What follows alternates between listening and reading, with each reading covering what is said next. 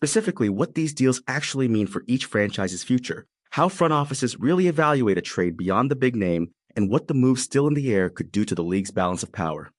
By the end of this episode, you'll be able to read an NBA trade like a front office exec, not just a fan. And to help us get there, I've got someone who's been deep in the weeds on all of it. Let's get into it. Walk me through what kind of offseason we're actually living through right now. It's genuinely one of the most chaotic and consequential off-seasons in recent memory. The sheer volume of franchise-altering moves that have happened in just a few weeks is staggering. We're not talking about role players shuffling around. We're talking about two-time MVPs, homegrown cornerstones, number one overall picks, all changing addresses. Right, and it's not just one or two deals. The NBA's own official trade tracker has been updated almost daily. There was a 6-team trade, a 4-team trade, the Giannis blockbuster, the Jaylen Brown shocker. It's a lot to process. Exactly. And I think to really understand why these moves matter, you have to start with a concept that front offices live by but fans rarely talk about. Surplus value. It's the gap between what a player is paid and what they actually produce on the court. And according to analysis from National Basketball News, the public almost always judges a trade by the biggest name involved, while executives are running the numbers on surplus value. So the flashiest trade isn't necessarily the best trade. Not even close. And that's been true throughout NBA history. Think about the Kareem Abdul-Jabbar trade to the Lakers back in 1975. At the time, it was seismic, but the long-term impact, 5 championships over the next decade, is what made it one of the best trades ever. The Lakers didn't just get a star, they got surplus value for years. And that's the template, right? A great trade doesn't just win you a news cycle, it redirects a franchise. Exactly. And according to National Basketball News, the best trades in history share 3 traits. They create clear excess value for at least one side, that value lasts beyond a short burst of headlines, and the move fits the franchise's competitive timeline. Those 3 things. That's the framework. Okay, so let's apply that framework to what's actually happened this summer, because there have been over 2,000 trades in NBA history, according to Betting News, and somehow this offseason feels like it's trying to top all of them at once. It really does feel that way. So let's start with the biggest one. The Miami Heat acquiring Giannis Antetokounmpo from the Milwaukee Bucks. In return, the Bucks got Tyler Herro, Kel'el Ware, Jaime Jaquez Jr., a 2026 pick, 2 future first-rounders, a pick swap, and a second-rounder. That's a massive haul. And the Heat now have Giannis alongside Bam Adebayo. That's a defensive frontcourt that sounds almost unfair. One analysis called it a historically dominant defensive frontcourt. The Heat gave up a lot of depth to land a 2-time MVP, but the upside is obvious. They earned an A- grade for the deal. The Bucks, meanwhile, got a B-. They did the best they could in a situation where a trade had become inevitable, and they came away with future draft capital and some high upside pieces. So even the team losing the superstar can come out okay if they play it right. That's the thing. It depends entirely on how you handle the negotiation. And that brings us to the trade that's getting the most criticism this offseason. The Boston Celtics trading Jaylen Brown to the Philadelphia 76ers. Oh, that one. Boston icon Bob Ryan called it, and I'm quoting here, incomprehensible. That's a strong word from someone who's covered the Celtics for decades. It really is, and when you look at what happened, you understand why. The 76ers got Jaylen Brown, coming off a massive career year, an elite 2-way star in his prime, and gave up Paul George, who's aging, plus a couple of draft picks. Analysis from ExecutivesView.com gave the 76ers an A+ for that deal. The Celtics got a D-. A D- for trading a homegrown superstar to a division rival. And the reason it went so badly for Boston is exactly what we were talking about. Desperation weakens your negotiating power. The Celtics were reportedly desperate to move Brown, and that showed. They didn't get back Tyrese Maxey or any other young star. They got an aging Paul George and picks. That's a rough outcome when you're giving up someone in their prime. So the lesson there is almost like, if you're going to blow it up, at least make sure you're getting full value back. Right. And that connects to something StatPro's analysis pointed out. Trades that shift salary structures can disrupt team chemistry, and the risk and reward of major star trades is real. You can boost talent, but strain finances and team dynamics, especially if the player underperforms or leaves. The Celtics are now in a weird middle ground where their title window looks considerably weaker. Let's talk about the 4-team deal, because that one was wild. LaMelo Ball to the Timberwolves, Julius Randle to the Nets, Naz Reid to the Hornets, Nick Claxton to the Bulls, all in one transaction. That's a lot of moving parts. Yeah, that one officially became final on July 10th, according to NBA.com's trade tracker. And it's fascinating because every team had completely different motivations. Minnesota wanted a star playmaker to pair with Anthony Edwards. Charlotte wanted to rebuild with picks and prospects. Brooklyn wanted a former All-Star in Randle. Chicago wanted a center in Claxton. And the Timberwolves also gave up a lot to make it happen. Randall, Naz Reid, future picks. Is LaMelo worth all of that? That's the big question. One analysis gave the Timberwolves a B- on the deal, noting that LaMelo's injury history and ball-in-hand playing style could cause an adjustment period. He's a top player, but the risks are real. The Hornets, on the other hand, came away with multiple picks and a promising prospect, which is probably the right move for a team in rebuild mode. And then there's the Lakers. They've been busy in a very different way, more surgical, less splashy. Really interesting offseason for LA. They remade their roster to fit around Luka Doncic, LeBron is out, Walker Kessler is in via a sign and trade with the Jazz. In that deal, the Jazz got unprotected first-round picks in 2031 and 2033, plus first-round pick swaps in 2028 and 2030. That's a significant price for a center, but Kessler was apparently ready to, quote, run through a brick wall for the Lakers. Ha, that's a commitment. And then they also moved DeAndre Ayton to the Wizards. Right, and that one is a great example of surplus value in action. Ayton averaged 12.5 points and 8 rebounds last season, but according to Bleacher Report, the Lakers were actually 5.7 points per 100 possessions worse with him on the floor, ranking in the 23rd percentile. So they moved him for Jaden Hardy and a couple of second-round picks, shed $2.1 million in salary, and got an A grade for the deal. Wait, they were worse with him on the floor? That's the kind of stat that doesn't show up in the box score. Exactly. And that's why StatPro's analysis specifically calls out effective field goal percentage, assists, and turnovers as undervalued metrics that often predict trade success better than points or blocks. The surface stats can be deceiving. The Wizards, by the way, got a D for taking Ayton. They gave up assets for a player who's likely a backup behind Anthony Davis and Alex Sarr. So the same trade, 2 completely different grades depending on which side of the deal you're on. That's the nature of it. And it's a good reminder that every trade has a winner and a loser, or at least a better side and a worse side. The Wizards seem to be making moves that don't quite add up. They gave Trae Young a max contract and then gave up picks for Ayton. That's not a playoff contending strategy, that's just spending without a clear plan. Let's zoom out for a second because I want to talk about something that I think gets lost in all the excitement of these big trades. The short-term disruption. Like, teams don't just flip a switch and become great overnight. That's such an important point. StatPro's analysis is really clear on this. The immediate aftermath of a trade often feels like a whirlwind. It can take weeks or months for players to adjust, especially on defense. Teams that acquire players whose skills align with their system tend to see quicker improvements, but trades involving players with contrasting styles often lead to short-term struggles. So the Heat might have a rough first month or two while Giannis figures out how to play next to Bam. Potentially. One analysis even flagged that Giannis's game may not fit perfectly with Bam Adebayo's style. They're both big, physical, dominant players who operate in similar spaces. That's a real concern. But the upside is so high that Miami clearly decided the risk was worth it. And that's kind of the eternal tension in NBA trades, right? Short-term disruption versus long-term upside. Completely. And according to StatPro, rebuilding teams focus on acquiring young talent and draft picks, while contenders aim to fill specific gaps for playoff success. But here's the catch. Too many trades can actually destabilize a team.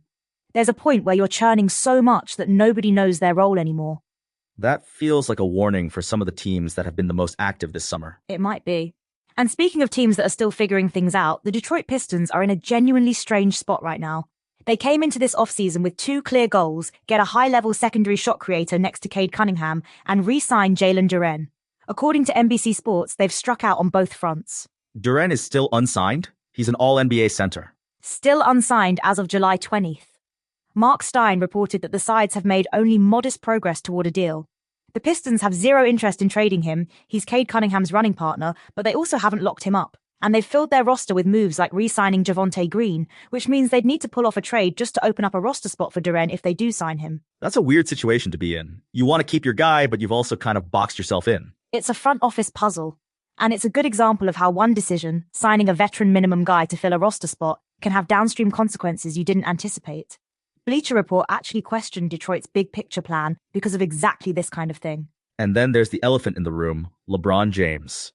NBC Sports reported that basically the entire league is on pause, waiting for him to announce where he's playing next season. It's genuinely holding up NBA business. James Harden went on record saying his goal is a big 3 of himself, Donovan Mitchell, and LeBron in Cleveland. Anthony Edwards posted a video telling LeBron to come to Minnesota. The 76ers owner, Josh Harris, even had a private conversation with him. Everyone is pitching, and LeBron is just taking his time. Ha! Doing it on his own schedule as always. Always. And meanwhile, the Lakers have moved on, they've built around Luka Doncic, LeBron is out, and they're still exploring additional moves. According to a league executive cited by Heavy.com, they've found teams more receptive to taking on Jake LaRavia's contract than Jared Vanderbilt's, so there may be more shuffling to come. Let's talk about the three-team deal with OKC, Atlanta, and Dallas, because I think that one is really interesting from a strategy standpoint. 3 teams, 3 completely different philosophies. Yeah, this one was confirmed by ESPN's Shams Charania on July 19th. The Thunder sent Lou Dort to the Hawks, the Mavericks got Zachary Risacher, the number 1 overall pick from the 2024 draft, and OKC added 3 second-round picks. According to Yahoo Sports, it's a deal that could reshape the futures of all 3 franchises. And OKC just keeps stockpiling assets. That's Sam Presti's whole thing. It really is. Yahoo Sports specifically noted that Presti has consistently shown a willingness to accumulate draft capital, and this deal continues that philosophy while creating additional roster flexibility. Moving on from Dort is significant, but getting 3 second-round picks that can be packaged in future trades, that's very on-brand for Oklahoma City. And Dallas is betting on Risacher's upside. He's still early in his development, but the potential is there. Exactly. Yahoo Sports described him as having size, versatility, and two-way potential. The Mavericks clearly believe he can become a foundational piece alongside their current core.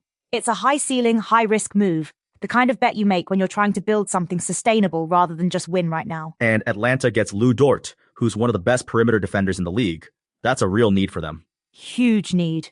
Yahoo Sports called Dort one of the NBA's premier perimeter defenders, someone who takes on the league's toughest offensive assignments. Atlanta's defense has been inconsistent, and adding Dort should immediately improve that. They also got Ryan Nembhard, a young guard with playmaking ability. It's a solid haul for a team trying to reshape its identity. I want to go back to something you mentioned earlier about competitive timelines, because I think that's the key to understanding why some of these trades look great and others look baffling. Like the Celtics trading Brown to a division rival, that's not just a bad trade. It's a bad trade that makes your direct competitor stronger. That's the part that makes it so hard to understand. National Basketball News put it really well. The smartest teams recognize timing. They sell aging cores before decline, buy elite talent before the market fully forms, or use cap flexibility when rivals are trapped by tax pressure. The Celtics did the opposite. They sold a prime asset to a rival at a discount because they were desperate. And the 76ers just walked in and took advantage of that. Completely. Jaylen Brown gives Philly an explosive elite two-way star who fits their championship timeline alongside Joel Embiid and Tyrese Maxey. That's a team that now has a real argument for being a title contender. The analysis from executivesview.com gave them an A+. It's hard to argue with that. Okay, so here's a question I keep coming back to. When you look at all of these moves together, what does it tell us about where the NBA is headed as a league? Like, is there a bigger pattern here? I think the pattern is that the league is becoming more sophisticated about how it evaluates talent and value. Front offices are modeling lineup fit, aging curves, injury risk, pick protection outcomes, all of it. The questions haven't changed. When do you consolidate assets for a star? When is patience with draft capital wiser than urgency? How much do you sacrifice for a short title window? But the tools to answer those questions are sharper than ever. And yet, teams still make moves that look like they didn't run any of those numbers. Yeah. Desperation has a way of overriding analytics. The Wizards are a good example. Giving Trae Young a max contract and then giving up picks for Ayton doesn't fit any coherent rebuild or contention strategy. Sometimes teams just react to the moment instead of thinking about the timeline. And the teams that think about the timeline tend to be the ones that end up winning. OKC is the obvious example right now. OKC is the gold standard of that approach. They've been building patiently, accumulating assets, and now they're in a position where they can be selective. They don't need to make a desperate move because they've set themselves up with flexibility. That's the reward for playing the long game. There's also something worth noting about how these trades affect the players themselves, not just the franchises. National Basketball News made this point really well. Blockbuster trades don't just move players, they change ownership plans, rebuild salary structures, extend championship windows, and reshape fan identities. Milwaukee fans are going through something real right now. The Bucks may have gotten a decent return, but the emotional cost of losing a franchise icon is something that doesn't show up in a trade grade. It's like what happened with Shaq leaving the Lakers in 2004. That was a seismic shift. The Lakers had just lost the finals to Detroit, and then they traded one of the most dominant players ever to Miami, and Shaq went on to win a championship with the Heat 2 years later. Right, and that's the historical parallel that keeps coming up this summer. Sportballs.news described Shaq's arrival in Miami as transforming the Heat into instant championship contenders. That trade didn't just change rosters, it altered legacies and shifted the power dynamics in the NBA. Sound familiar? It really does. Giannis to Miami has that same energy. The question is whether the fit works. With Shaq and Wade, it was almost perfect, complementary skills, different strengths. With Giannis and Bam, there are real questions about spacing and role definition. That's the variable that will determine whether this goes down as a great trade or a cautionary tale. And we won't know for at least a season, maybe two. That's the thing about blockbuster trades, the verdict takes time. The Harden trade to OKC back in 2012 looked like a disaster for the Thunder at first. They gave up a future MVP for Kevin Martin and some picks, but those picks eventually became Steven Adams and other pieces. The long-term value was there, even if the short-term pain was real. And OKC is still benefiting from that patient approach today. Exactly. It's a through line that runs from 2012 all the way to this summer's three-team deal where they're still stockpiling picks. Sam Presti has been playing the same game for over a decade, and it keeps working. All right, so when you step back from all of this, the Giannis trade, the Brown trade, the LaMelo deal, the Lakers moves, the OKC philosophy, what's the through line? What does all of this actually tell us? Here's what it really comes down to. Every blockbuster trade is a bet. A bet on a player's future production, on a team's competitive window, on whether the fit will work. The teams that win those bets are the ones that understand surplus value, respect their competitive timeline, and don't let desperation drive the decision. The teams that lose are the ones that react to the moment instead of thinking 3 years ahead. And this offseason has given us really clear examples of both. Crystal clear. The 76ers getting Jaylen Brown for Paul George and picks, that's a team that saw an opportunity and executed. The Celtics letting desperation weaken their hand, that's a team that reacted. The Lakers moving Ayton for picks and cap relief, smart, disciplined. The Wizards taking Ayton and giving up assets, reactive and unclear in purpose. And there's still more to come. LeBron's decision is still out there. The Kuminga talks between the Lakers and Hawks have stalled. Jalen Duren is still unsigned. This offseason isn't over. Not even close. And whatever happens next will be filtered through the same lens. Does this fit the team's competitive timeline? Does it create surplus value? And is it being made from a position of strength or desperation? Those 3 questions will tell you almost everything you need to know about whether a trade is actually good. So the next time you see a blockbuster trade drop and everyone's losing their minds on social media, you now have a framework to actually evaluate it. Not just who got the bigger name, but who got the better value, who fit their timeline, and who was playing from strength versus panic. That's it. And honestly, once you start thinking that way, you can't stop. You'll watch the next trade announcement and immediately start asking, what's the surplus value here? Does this fit their window? Who needed this more? It changes how you watch the whole league. We started this episode with a league that looked almost unrecognizable. Giannis in Miami, Brown in Philly, LaMelo in Minnesota. And here's the thing, that's not chaos. That's the NBA doing exactly what it's always done. One trade can define a franchise for a decade. The Kareem deal proved it in 1975. Shaq to Miami proved it in 2004. And this summer's moves are going to be studied the same way 10 years from now. And some of them will look brilliant in hindsight. Some will look like cautionary tales. That's what makes it so compelling. The bet is always on the future. And with that, thanks for tuning in to Copilot Podcasts. The next time a blockbuster trade drops at 2 in the morning and your phone blows up, you'll know exactly how to read it.